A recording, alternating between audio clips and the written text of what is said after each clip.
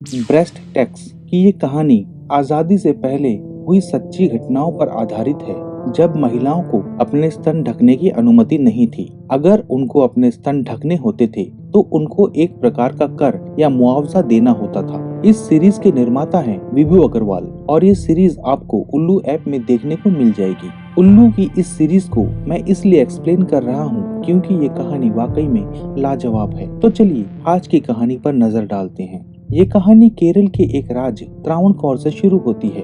वहाँ के राजा ने एक कानून बनाया जिसमें निचली जाति की महिलाओं को अपने स्तन ढकने की अनुमति नहीं थी। अगर महिलाएं इसका उल्लंघन करती तो उनको दंड स्वरूप एक टैक्स देना होता था। कहानी शुरू होते ही दिखाया जाता है कि बड़ी जाति के कुछ लोग निचली जाति की एक महिला और उसके पति पर अत्याचार कर रहे हैं और उसकी निंदा कर रहे हैं कि वो एक निचली जाति की होकर अपने स्तन कैसे ढक सकती है, जबकि ये अधिकार सिर्फ ऊंची जाति की महिलाओं के पास है। महिला रोती है, गिड़गिड़ाती है और कहती है कि उसके इस अपराध को माफ कर दिया जाए और उसको और उसके पति को छोड़ दिया जाए। तभी वहाँ पर एक और व्यक्ति आता है जो निचली जाति और ऊंची जाति के फर्क को समझाता है और वो कहता है कि ये कानून जो उसके राजा ने बनाए हैं वो बिल्कुल सही है और जो भी उसका पालन नहीं करेगा उसको दंड जरूर मिलेगा।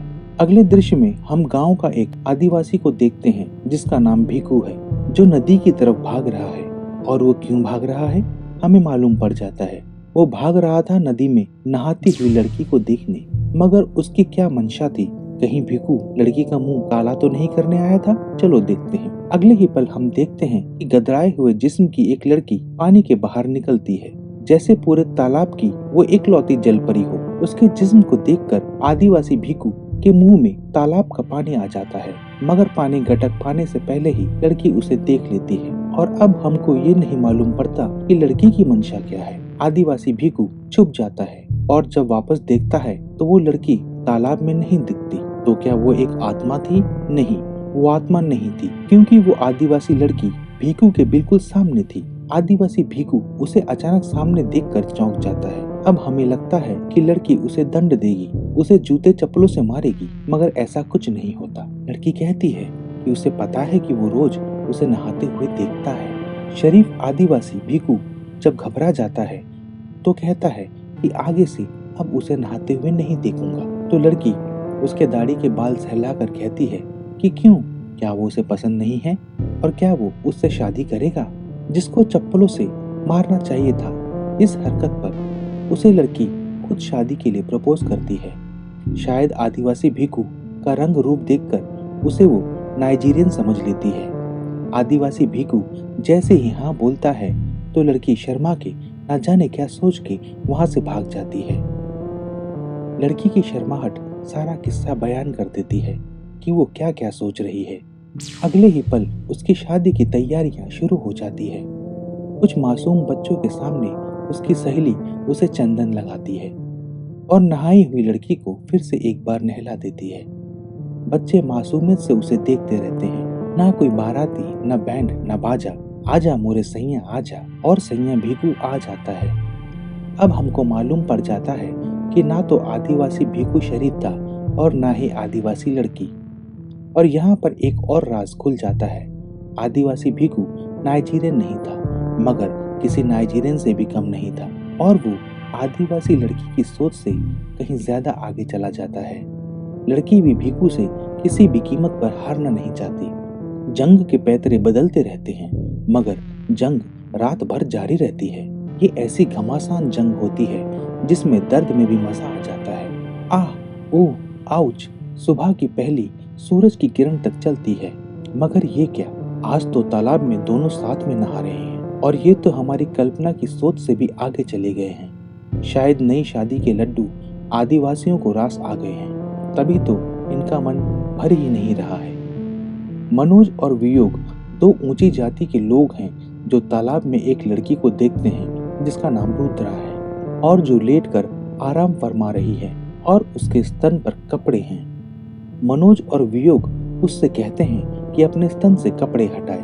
रुद्रा के इनकार करने पर दोनों उसके स्तन से कपड़ा खींच लेते हैं, उसको बेरहमी से लकड़ी से पीटने लगते हैं। तभी वही शादीशुदा आदिवासी वहां आ जाते हैं। लड़की रुद्रा को बचाने के लिए आदिवासी लड़की आगे बढ़ती है, मगर आदिवासी भिखू उसे रोक लेता है। मनोज और वियोग जी भर के रुद्रा को पीटने के बाद वहां से चले जाते हैं। शुरू में मनोज और वियोग कोई शिकार की बात कर रहे थे, मगर शिकार मिलने के बाद उन्होंने शिकार को क्यों छोड़ दिया, ये रहस्य मेरी समझ के बाहर था। खैर, उनके जाते ही दोनों आदिवासी वहां आ जाते हैं और रुद्रा को उठाकर सस्ते अंग्रेज डॉक्टर के पास ले जाते हैं और उसे बचाने की गुहार लगाते हैं और डॉक्टर को कारण बताते हैं कि उसे अपने स्तन पर कपड़ा पहनने का दंड मिला है। डॉक्टर उसकी पीठ पर लेप लगा देता है और आदिवासियों को कहता है कि उनके धर्म में ऐसी जात पात नहीं देखी जाती। अगर वो अपना धर्म परिवर्तन कर ले तो फिर कोई राजा का नियम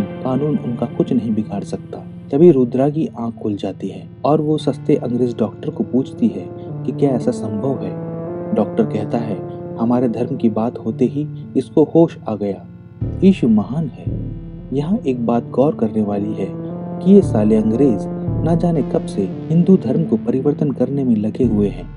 ब्लडी फूल अंग्रेज। सुबह सुबह आदिवासी लड़की का बर्ताव अलग है, वो गुस्से में है। उसका गुस्सा देखकर भीखू उससे कारण पूछता है तो वो मन की बात बोल देती है कि उसको राजा का ये कानून मान्य नहीं है और वो चाहती है कि उनको भी अपने स्तन ढकने की आजादी मिले। भीखू कहता है कि ये तो युगों युगों से चला आ रहा है और इसका कोई विरोध नहीं करेगा, क्योंकि उनको ना तो इसका अधिकार है ना किसी में हिम्मत है, क्योंकि वो नीची जाति के हैं। लड़की कहती है कि अब किसी को तो हिम्मत दिखानी पड़ेगी इसके खिलाफ। हम लड़की की आंखों में बगावत की चिंगारी फूटते हुए साफ देख सकते हैं। तो क्या अब कोई क्रांति आने वाली है? यहाँ ब्रेस्ट टैक्स का पहला एपिसोड समाप्त होता है, तो क्या ये चिंगारी कोई क्रांति ला पाएगी? जल्द ही हम अगले एपिसोड में आपको बताएंगे। तब तक ये जो सब्सक्राइब का लाल बटन है उसे क्लिक करो और घंटी पर भी क्लिक कर ही दो, क्योंकि तभी तो आपको सबसे पहले पता चलेगा कि हमने नया क्या अपलोड किया है। धन्यवाद। जल्द मिलते हैं ब्रेस्ट टैक्स के अगले एपिसोड के साथ। तब तक के लिए आपसे विदा लेता हूँ।